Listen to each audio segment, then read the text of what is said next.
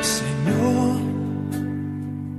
reconocemos que no hay nadie como tú. Martes 26 de septiembre. Un privilegio, hermanos, el poder compartir una vez más el mensaje de la bendita palabra de Dios. El evangelio para hoy está tomado de San Lucas, capítulo 8, versículos del 19 al 21. Doy lectura a la palabra de Dios en el nombre del Padre, del Hijo y del Espíritu Santo. Amén. En aquel tiempo fueron a ver a Jesús, su madre y sus parientes, pero no podían llegar hasta donde él estaba porque había mucha gente. Entonces alguien le fue a decir: tu madre y tus hermanos están allá afuera y quieren verte. Pero él respondió: mi madre y mis hermanos son aquellos que escuchan la palabra de Dios y la ponen en práctica. Hermanos, esta es palabra del Señor. Gloria y honor a ti, Señor Jesús. Continuamos con la meditación del capítulo 8 de San Lucas. El día de ayer, pues iniciábamos esta semana con los versículos que anteceden a este texto, donde se nos presentaban una serie de dichos que el Señor utilizaba, obviamente para dar enseñanzas. Hoy continúa el texto y nos presenta el relato en el cual se nos presenta a Jesús enseñando a sus discípulos, pero también se nos presenta a la Virgen María visitando al Señor Jesús en Cafarnaúm.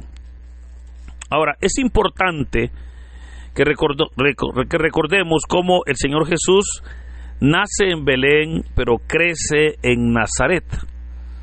Y desde que regresaron de Egipto hasta la edad de 30 años, el Señor pues vivió en Nazaret. Pero a la edad de 30 años, Él se despide, obviamente, de su madre y se dirige hacia Galilea, ¿verdad? Hemos dicho que la región de Galilea era la región más pobre y que obviamente había una profecía muy importante dada por Dios a través de Isaías hacia la tierra de Zabulón y Neftalí, que en tiempos de Jesús se llamaba la región de Galilea. Pues el Señor se despide de su madre y se va hacia Galilea, más o menos 40 kilómetros al sur de Nazaret. Hoy se nos presenta al Señor Jesús ya realizando su ministerio, pero es importante mencionar cómo ha pasado ya un buen tiempo en el que su madre obviamente no lo ha visto.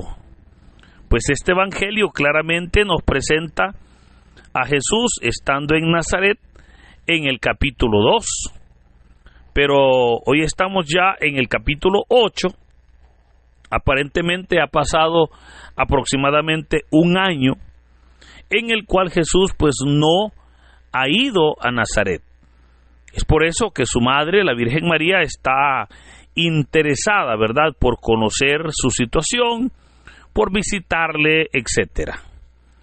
Ese es el relato que el texto hoy nos presenta y nos dice que llegaron y le avisaron a Jesús. Cuando dice, fueron a ver a Jesús, su madre y sus hermanos.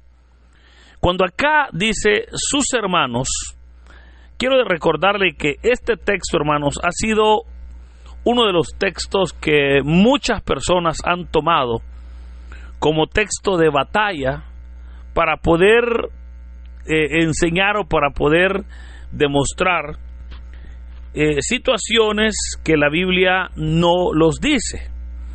Pues cuando acá habla de los hermanos de Jesús, muchos han dicho que estas personas obviamente eran hijos de la Virgen María. Pero si usted se da cuenta, la Biblia nunca dice hijos de María. Sí dice hermanos de Jesús. Pero aquí hay otra explicación. Y la explicación más clara es que cuando el texto utiliza la palabra hermanos, se está utilizando la palabra adelphos en hebreo. Y adelphos es una palabra en hebreo, le dije, que se puede traducir al español como hermano o primo hermano. Por eso, el traducir adelphos como hermano está correcto, pero el traducir adelphos como primo hermano también está correcto. Por esa razón es que sobre este texto existen varias interpretaciones. Una de las interpretaciones que existen sobre este texto, cuando dice llegaron su madre y sus hermanos a visitarle, es que algunos teólogos piensan que eran primos hermanos, ¿verdad? Ya que claramente los evangelios nos van a hablar de María, ¿verdad? La de Cleofás, que era hermana de la Virgen María. Entonces, María de Cleofás, los hijos de María de Cleofás, obviamente eran primos con el Señor Jesús. La segunda interpretación que se le da a este texto es que probablemente podían ser también hijos de José, ¿verdad? Pero no hijos de María.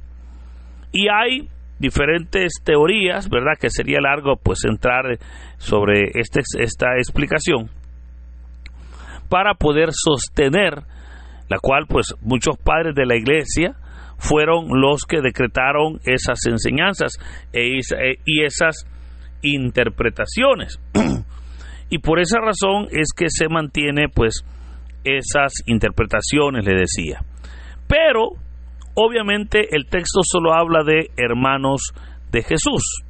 Ahora, vea que dice que era tanta la gente que le rodeaba que no podían llegar hasta donde él estaba, ¿verdad? Porque la gente pues era mucha. Claramente los evangelios nos presentan cómo el Señor no perdía la oportunidad para enseñar y que cada día multitudes le buscaban para escuchar su mensaje, le buscaban para recibir un milagro, una sanación, una respuesta, un consuelo, una liberación. Pero ahora se nos dice que debido a que había mucha gente, ellos no podían acercarse al Señor. Alguien, dice, le fue a decir. El Evangelio de Mateo es interesante porque nos dice que un discípulo le fue a decir al Señor y le dijo: tu madre y tus hermanos están allá afuera y quieren verte. O sea, notemos como ellos, ¿verdad?, tenían mucho respeto para el ministerio del Señor Jesús, que ahora pues no se atreven a interrumpirlo, sino que obviamente quieren hablar con el Señor, pero pues, ¿verdad?, debido o con su debido respeto. Ahora, acá entonces vemos cómo ellos están buscando a Jesús, querían verlo, pero pues no querían entrometerse, ¿verdad? No querían importunar ante aquel momento que el Señor Jesús pues estaba enseñando. Pero viene y la respuesta de Jesús es una respuesta bien interesante, porque cuando el Señor escucha a tu madre y tus hermanos quieren verte, pero Él está ahora con una multitud que obviamente está necesitada de su palabra, una multitud que necesita verdaderamente escuchar del Señor palabras de consuelo, que necesita de ese buen alimento, porque como dice la palabra, andaban como ovejas sin pastor. Pero ahora viene el Señor y responde y dijo: mi madre y mis hermanos son aquellos que escuchan la palabra de Dios y la ponen en práctica. El Evangelio de Mateo dice: ¿quién es mi madre y quiénes son mis hermanos? No se trata, hermanos, y esto creo que es importante, el poder nosotros interpretar adecuadamente este texto. Porque no se trata que el Señor Jesús esté negando a su familia, ¿verdad? Tampoco se trata que quiera ser grosero con su madre y sus parientes. O sea, él no quiere ser grosero diciendo, bueno, ¿y estos quiénes son si yo no los conozco? O sea, no se trata de eso. Esa no es la línea de interpretación de este texto. Al contrario, el Señor siempre va a honrar a su madre. O sea, el Señor siempre va a ser un buen hijo que honre a su madre. Pero cuando Él dijo, mi madre y mis hermanos son aquellos que escuchan la palabra de Dios y la ponen en práctica, hermanos, la bendición es para nosotros. No era un reproche contra María y sus hermanos y los hermanos de Jesús. Era obviamente una bendición para nosotros. ¿Por qué razón? Porque cuando el Señor dice, mi madre y mis hermanos son aquellos que escuchan la palabra y la ponen en práctica, nos está diciendo que nosotros, al escuchar la palabra y al ponerla en práctica, tenemos ese privilegio de saber que Jesús es nuestro hermano mayor. O sea, tenemos ese privilegio de llegar a ese nivel de ser parientes con el Señor Jesús. Pero oiga, eso es hermoso, porque significa entonces que a través de la fe nosotros no solamente vamos a ser siervos, sino que vamos a ser hijos de Dios. El Señor dijo, mi madre y mis hermanos son los que escuchan la palabra y la ponen en práctica. O sea, aquí es donde nosotros podemos entender que es en la presencia de Dios donde nosotros debemos de escuchar el mensaje, pero también donde ponerlo por obra es una necesidad. Es una necesidad el que nosotros seamos no solo oidores de palabra, sino hacedores de palabra. Hay personas que se pueden la Biblia de pasta a pasta. Hay personas que conocen cada capítulo, cada versículo de un libro de la Biblia.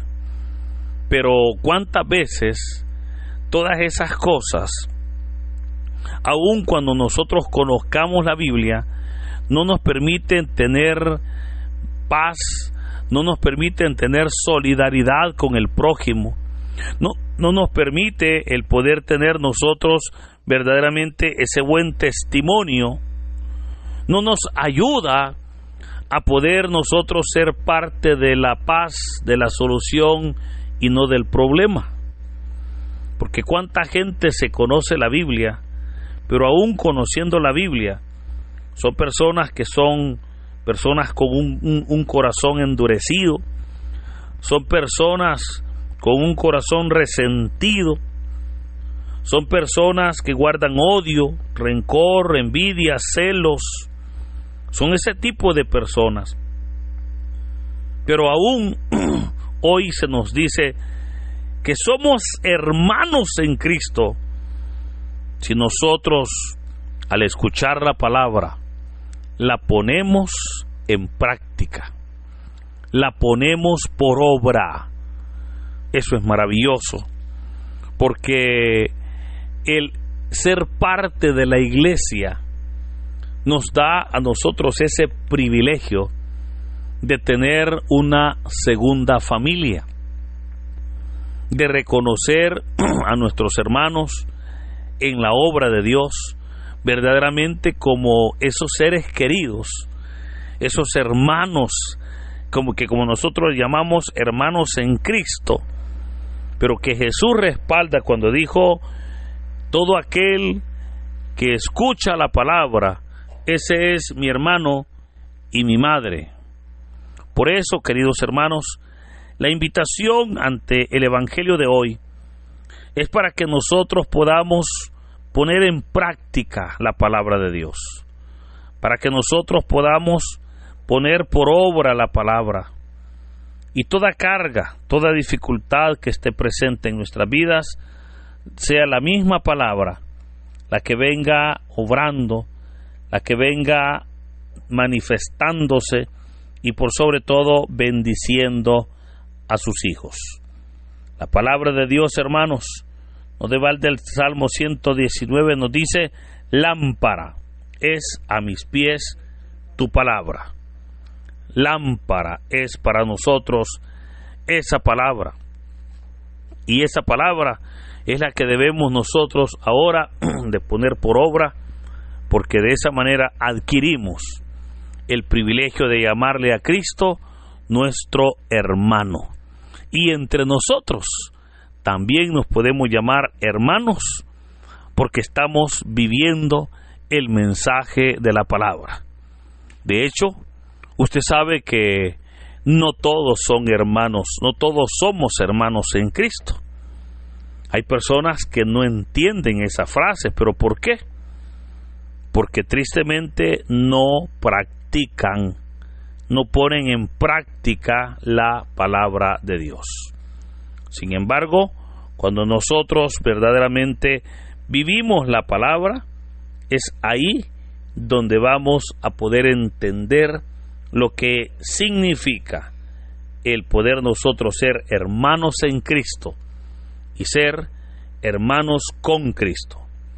Por eso, queridos hermanos, en este día, que el Señor bendiga nuestras vidas, que el Señor derrame su gracia y su bendición sobre nosotros.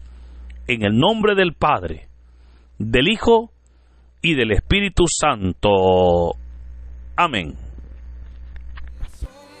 Dinos, ¿qué te pareció la reflexión del Evangelio del día de ahora en la sección de los comentarios? Si eres nuevo, te invitamos a que formes parte de esta comunidad y compartas el Evangelio no solo a tus seres queridos, sino también a otras personas que estén necesitadas de escuchar la bendita palabra del Señor. Recuerda darle like a este video, suscríbete si aún no lo estás, ya que subimos videos todos los días. Así que muchas gracias y que Dios Todopoderoso nos acompañe hoy, mañana y siempre. Me has sostenido.